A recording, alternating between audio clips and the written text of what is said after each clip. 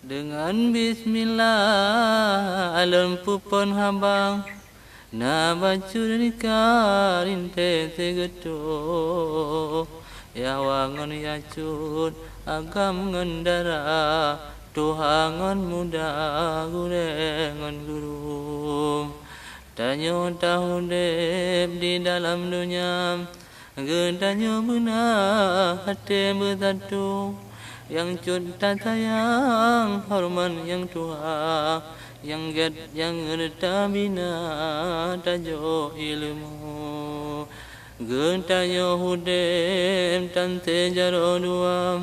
menana umpama contoh hai tungku saling membantu jaro bandua cukup setia sabe bersatu kadang jarawi dijingka luka tetap bersama sambil bersatu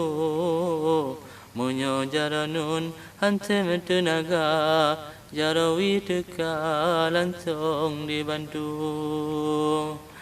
ada pintaken hana dikira yang penting cuma saling membantu bangsa ken jarawi jaranun teka bohubat segera dijijak bantu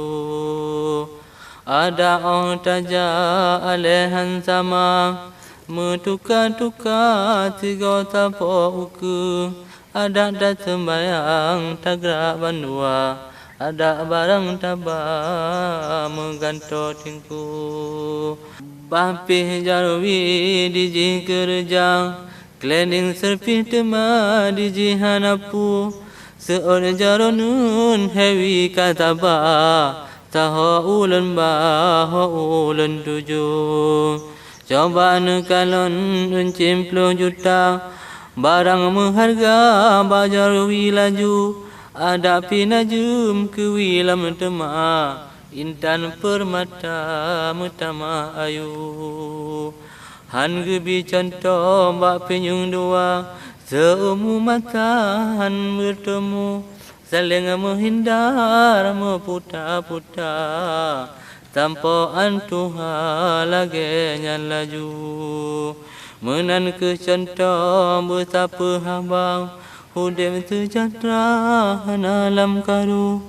pemantong tak pegat di dalam dunia dilem bersama hudem bersatu letan takalon lam rumah tangga perumah dua KMJ karu pula menggetanyo kurang belanja hana sapuna kurang badapum temayang agam landom pinggura main temampat sipak kanarbu tekap on dalam budema di tenak mama kaabe boku nyan uroje hana kira boh tinang itu malam abah hampu tapi dudo kahana guna lemah di mata salah melulu kadang anu na melapan ka han gutu jaga di bahu tengah gumagun lam tago ka susah lagona marit ranggapu bepikir tanyo agam yang kerja semena-mena inong pelaku oleh karenanya wahai saudara lam rumah tangga hudep bersatu ono ku dile habalun rika maaf saudara ayah dan ibu kadang nak salah habanyo gata malum saudara dan kurang ilmu